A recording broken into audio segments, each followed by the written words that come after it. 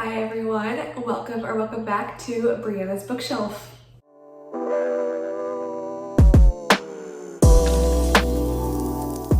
Today I wanted to talk about horror books, seeing as it is now the month of October, and that is usually when I read the scariest books, I feel like, and I think that's probably a pretty popular opinion because this is the month for all spooky things after all. It's freaking bats. I love Halloween. And I wanted to come on here today and give you all some recommendations for horror books that I think are underrated. These are books that I don't see talked about quite as much, potentially authors that aren't as big, indie horror books, or there's some that have gotten some traction, but I just feel like they deserve even more hype than they already have. So without further ado, let's talk horror. So first I have a little itty bitty book, so tiny, so cute.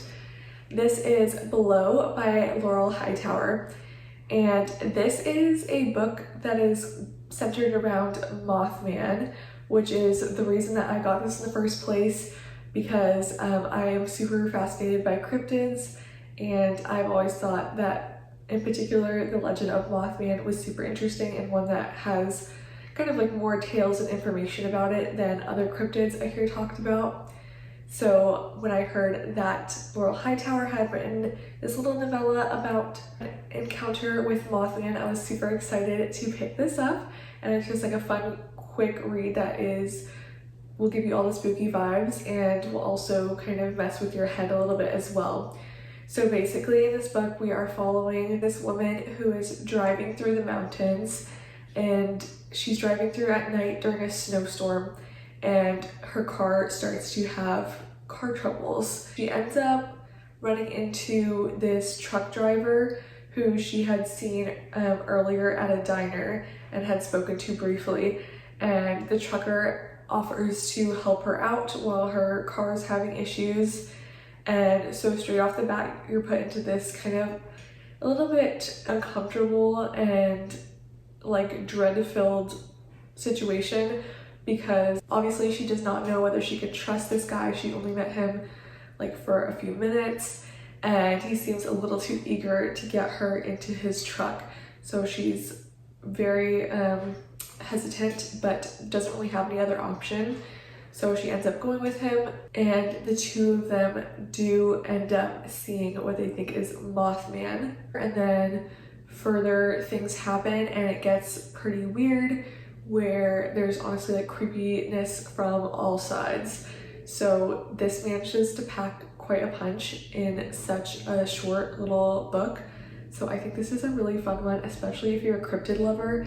You need to read this right away. So next I have Tombs by Junji Ito, and I was actually just talking to Angel and Brooklyn yesterday on our live sprints about how I actually haven't read any of Junji Ito's like fuller length works, and I feel like those get talked about a lot, like Tomomi or Uzumaki, and I'm sure for good reason. I still really want to read those, but I did happen to pick up this a couple years ago, and this is one of his short story collections, and I know that he has quite a few other collections as well, and I loved this so much.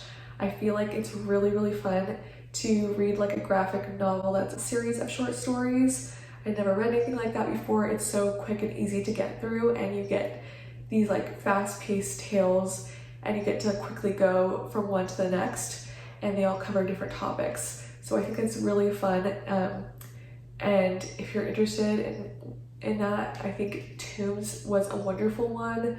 I'm sure that any of his other story collections would be fabulous as well, because Junji Ito is just an amazing artist and writer. This one, some of the stories that stuck with me, I remember one about a town where every time someone dies, a grave basically pops up in the place that they died. So all around the town there's just like tombstones in the middle of the road, in the middle of the park, and then the town just has to adapt around it, which is really creepy. You have like this whole town becoming a cemetery, and there's like other stuff going on with the main characters in that one, and I really like that. There's also one in here that is about a mysterious tunnel that people go missing inside of, and I think that that is a super creepy one because tunnels are those kind of like liminal spaces that already have you feeling a little bit on edge. I don't know about you, but for me, I don't love to go inside of a tunnel, even just when driving through one quickly. So that definitely got me a little bit spooked. Then we have Echo by Thomas Olde Heuvelt. And this one, I feel like I haven't really heard anyone talk about, but I think it's so good. Basically in this one, we're following Nick, and he is a mountain climber, like summits mountains is his hobby. It's like what he's super into. And he goes and summits this mountain with his friend, and it is in the Alps, and it's like a mountain that no one talks about, that is like not popular at all for climbing, and kind of like mysterious, and he doesn't know why no one climbs it, so he wants to go ahead and do it, and kind of in the name of discovery or curiosity. And he gets into this climbing accident where his friend that he was with does not return, and he does return home, but severely injured, has to stay in the hospital on and off. It's like covered in bandages, just like really severely injured. And as he's home, he gradually feels like something is kind of taking over his mind, or he's acting differently and having these impulsive thoughts, and he can't stop thinking about the mountain itself and being pulled back towards the mountain. And this one gets really weird. So if you're okay with something that is like not even your usual kind of paranormal, but like just the type of thing you couldn't even come up with on your own, I feel like, or that is like beyond imagining, I think you're gonna like this, because the direction it takes, it's not like a surprise really of what happens. I feel like based on when you first start reading it, you kind of get the sense it's going that way, but it's so just strange and different than any book I've ever read, and so I thought it was super interesting, and I honestly would love to reread this one. I feel like it would be good for winter time since it's taking place in that like snowy Alp mountain range. Alright, then we have a new release, and this is The Staircase in the Woods by Chuck Wendig. Now I know this just came out like just a couple months ago, so it has certainly received some hype based on when it came out, but I've heard pretty mixed things, and overall just like not a ton of people reading it I see online. And I just finished it the other day, and I really liked it. So I think that more people should be reading this one. It does seem almost kind of gimmicky from the start, just based on the fact that it is all about staircases in the woods, which is kind of this like old school creepypasta online phenomenon, that there would be these mysterious staircases that pop up in the woods. And this is honestly a pretty thick horror book, so I was like really unsure of how many pages we could be talking about staircases for. And while it does start with that phenomenon, it does quickly go in a different direction with what the staircase leads to. You get to hear about that, and Chuck Wendig has like plotted out this whole thing about where the staircase leads you, and we're following this group of friends who had one of their friends go missing from going on one of these staircases when they were in high school, and then in present day they encounter another staircase, and you kind of follow them from there. And this deals a lot with coming of age in a way, in that you're following them from when they were in high school to present day when they're older, and how their friendships changed. It talks a lot about like self-worth and trauma, like they really go through the trauma that has happened in the life of each of the characters, and how it has brought them together or distanced them from their friends. So I thought this was a really interesting one that had a lot more depth actually to it than I was expecting. So if you like horror that can take you on kind of like an emotional ride or touch on mental health topics, this one actually does that decently. I will say that there are some things that could be triggers, especially related to mental health. So please search up what the trigger warnings are beforehand if you're worried about that. And one that may be underrated in general, but that I certainly seem to talk a lot about on my channel, is Terror by Erica McKeen. This was a fabulous recommendation that I got from Sarah over at Wicked Reading. In this, we're following Frances, who is in college and she lives in like a house with other girls her age, but she's quite antisocial and she's not really like actively participating in her own life, if that makes sense. She lives in the basement room of this house with these other girls. She's not really friends with them, doesn't really spend time hanging out with them, and isn't too invested in school or really anything else that's going on. So from the beginning, we're kind of hearing her describe different things that have happened throughout her life. She's very much reminiscing on different memories, things that were sad or hard or difficult for her. And it is kind of a very stream of consciousness writing style. So I would only suggest this if you do enjoy that type of writing. Things get more and more bizarre as Frances starts to kind of disconnect from reality, and she suspects that she has been locked in the basement by her roommates and is unable to leave the basement. However, you clearly as the reader know that Frances is kind of an unreliable narrator, and you're not sure exactly what's going on and what's happening to her in this basement or what's causing it. And it does go in a bit of a, well, I don't want to give too much away, but it goes in a different direction than I thought.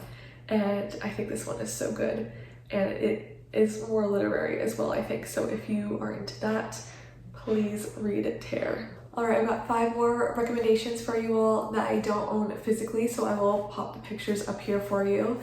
But honestly, these are all so good and books that I like think about all the time, so I really feel like I should get the physical copies.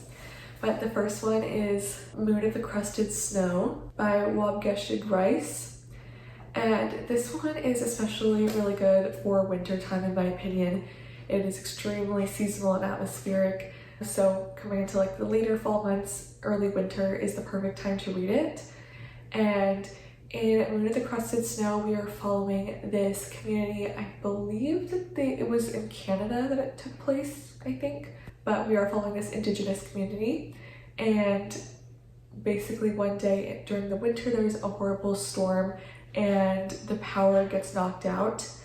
And at first they're like, okay, that's fine. We can deal with it. Like, we know how to support each other and we'll, keep going and we can get to when the power comes back on, right?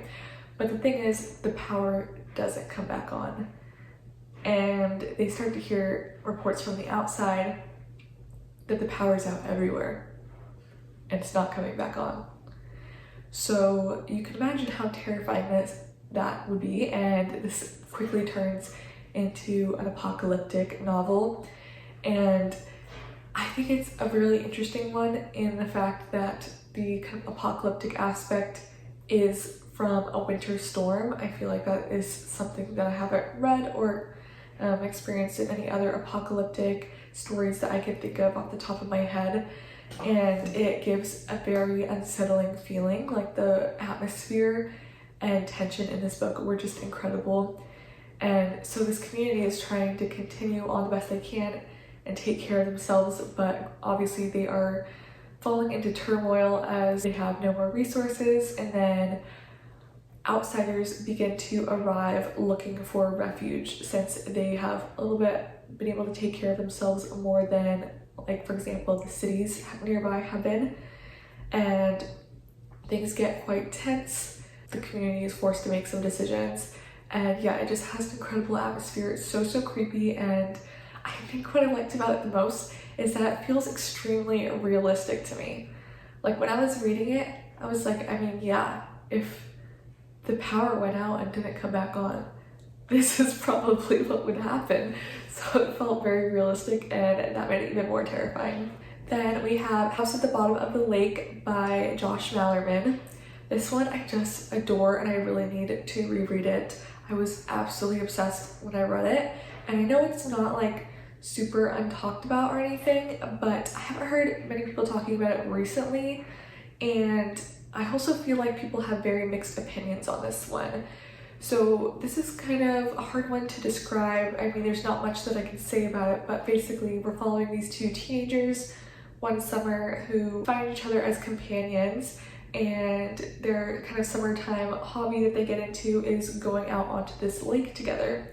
And very early on in their explorations, they discover that there's actually a house that is underneath the lake, or like in the lake, in this like far off area that is difficult to get to. It's like a fully furnished house, everything, and it's just under the lake. And yeah, that sounds so like whimsical and bizarre, but something about the way that it's written gives you such a feeling of anxiety and like unsettling vibes the entire way through. The tension in that one was just insane to me, and I really liked how like creative and whimsical it was as well. I just love horror that is like that, and I can see why some people might not have liked it because I don't feel like it has the most wrapped up ending from what I can remember, and it is like a very bizarre concept that might not make a lot of sense, but for me that's what I loved about it. And I think if you like really whimsical horror, and if you care kind of more about like the unsettling feeling the whole way through than some big reveal, I think that you would really like this one. And another one that is maybe not the most underrated, but I still think it could be more rated, is a horror movie by Paul Tremblay. And yeah, this one came out last year. I do feel like a lot of people read this and talked about it straight away, but I haven't heard a lot of people reading it recently on YouTube. Perhaps that's because everyone who was interested in it read it right away. I don't know, but I think that we need to still be talking about it because that one really blew me away. And so many kind of like horror movie themed books came out around the same period of time. And while I don't think I really read any of the others, this one was just such a standout that I could see how, you know, it probably was better than the other ones, I would think. In it, we're following this guy who was in a horror movie when he was young, and this movie that was filmed was never released. So there was like just a couple scenes that got leaked online, but the movie itself was never released, and the filming basically like ended in tragedy. And there's so much lore and so much like gossip about it. In the horror community, people are obsessed with it. It's like has a cult following despite the fact that the whole movie has never been seen. And this guy gets approached by a production company who's looking to do a remake of the movie, and they want him to be in it as the only member of the original cast to be in the film. So we're following as this new film gets made, and we're also going through his memories of the original filming and what happened at that point, getting more and more clues about what happened originally. And it's so creepy. It has the best vibes. I feel like the cursed film trope like isn't always going to work. It has to be done really well, and it was done really well in a horror movie. It had me so creeped out, and I honestly would read that one again right now if I had the book. It's so good. Then we have episode 13 by DiLouie. And this is one that I also think gets a lot of mixed feelings, and I could see why. But again, this is one that I think if you like something whimsical or different in your horror, you are gonna like. So this is kind of a found footage horror, which was something that I was hesitant about when picking it up. I wasn't sure how like found footage would work in a book, and I also felt like that's kind of like a gimmicky or doesn't always work well kind of trope, even in movies. So I was hesitant, and that was all I knew about it, but I ended up falling in love with it. And it basically follows this paranormal investigative crew. So they have their own TV show, kind of like Ghost Hunters type of vibes. And they are filming this series, and they're at like this new location that's super cursed, super haunted, like no one has ever done like a show there. And so we're going through the taping of the different episodes, and they start to think that this house might actually be haunted, and some really unsettling things start happening to them that have never happened to them on any of their other sites that they filmed at before. So this is like, it's giving, finally the ghosts are real. And then once they kind of confront these ghosts, things take a really weird turn that I just don't even know how to describe. It just like was so not what I was expecting, but it was kind of the part that I loved the most about the book. And it's pretty odd what happens in the end. If you know, you know, but for me, that part was like what made it. But I also think that if you are wanting a more of a straightforward ghost story, that might be when you don't like this book, when you don't know that something weird is coming. So just know that in advance, and I think you're gonna have a good time. Then last but not least, we have Rolling in the Deep by Mira. And I think that this one doesn't get as much hype because it is a sci-fi horror. I do think it is deeply loved by the people who love it, but I feel like kind of a more general horror or general reader community doesn't necessarily know about this one. And this one is so fun because it is mermaid horror, but yes, it is sci-fi and it does get quite scientific. So we're following our main character who is wanting to go on this expedition to research mermaids, basically. And the expedition, strangely, is being put on by this like entertainment channel that makes like these fake documentaries, kind of giving like what the old school like Discovery Channel, was that the channel that used to do that? I don't remember, don't come for me, Discovery Channel, if that wasn't you. But I think you guys know what I'm talking about. That in like the 2000s or 2010s, there would be those like mockumentaries or things being like, oh, mermaids are real. So that's what this is based on. They did like an initial expedition that was supposed to be for a fake documentary, but the crew was actually all killed and never came back. And our main character's sister was on that original crew. So when it's announced that they are going to do kind of a redo of that and try to figure out what happened, it's like this big publicity thing. The main character, she wants to study mermaids and also find out what happened to her sister. And then we have this very wide cast of characters that are scientists, big game hunters, like all these different people, like influencers who have different reasons for wanting to be on this expedition to the Mariana Trench. And yeah, we're studying the science of mermaids, and the mermaids are scary as hell. So those are 10 horror books that I love, that I think are underrated and need some more love. Please let me know down in the comments if you have any horror books that you think are underrated that you think I should pick up. And thank you everyone so much for watching. I will see you all on the next one. Bye.